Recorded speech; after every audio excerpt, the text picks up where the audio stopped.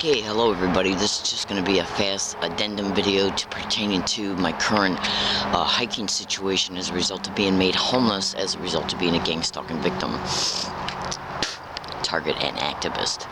Now, as a result of what happened in Rose Canyon on 8/9/2015, they're more than likely, in reference to the staged events, which are called street theaters and gang stalking. That term can be Googled. They're not going to want to use, there's a great likelihood they're not going to want to directly use law enforcement again, because law enforcement was used.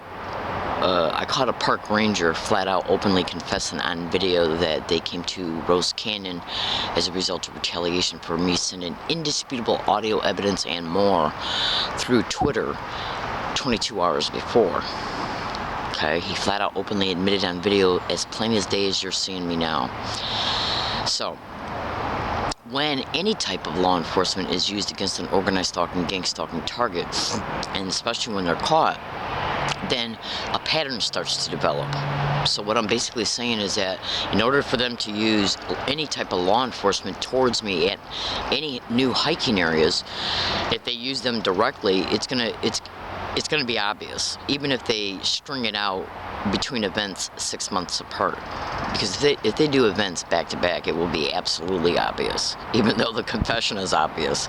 The point being that I'm trying to make is this: in organized stalking, gang stalking expeditions through but not limited to the illegal GPS tracking in my cell phone, covert physical surveillance, is how they prop up the staged events, and they will use anybody for it. Literally anybody. I've even had kids get around me in Rouse and other places and repeat gang stalk, which is one of their ways to let me know that I'm being gang stalked and to remind me concerning it and to mentally harass me about it, because they got to know where I'm at and who I am to prop these individuals up around me to repeat the same exact identical words and phrases. Okay, it's called sensitization methods. You can Google that. Repeating words, phrases, physical gestures, even sounds.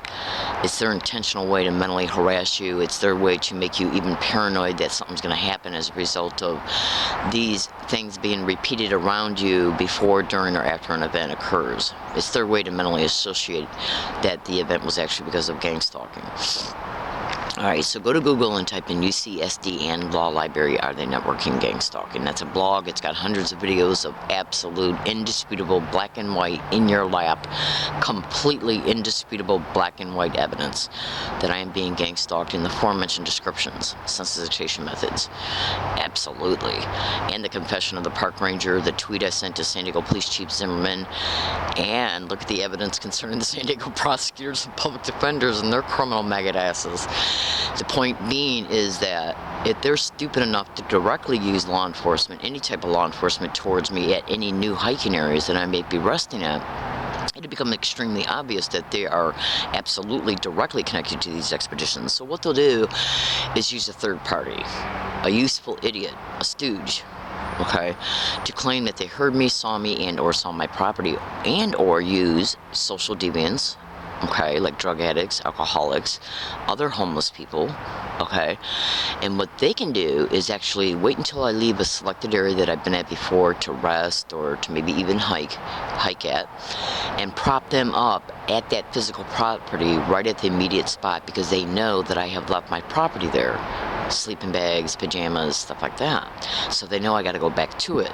So when I leave the area with the property left there, what they'll do is because they know I've left the area, because when I'm out and about during the day, they're propping up people around me to say gang stalk.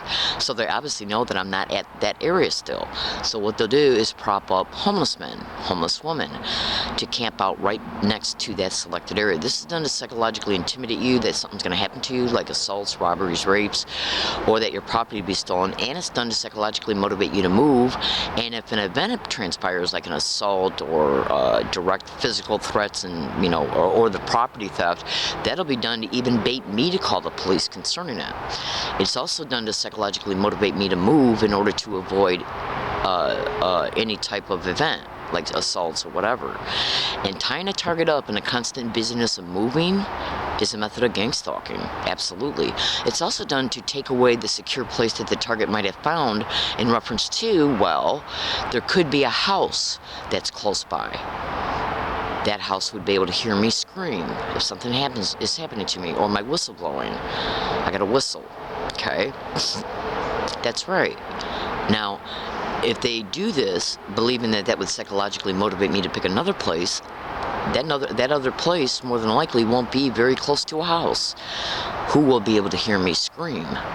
So I strongly suggest you look at the blogs and the YouTube video, especially the one connected to the San Diego Park Ranger confessing what he did. How did he know where I was at? So think about it this way. I even told him that at Rose Canyon.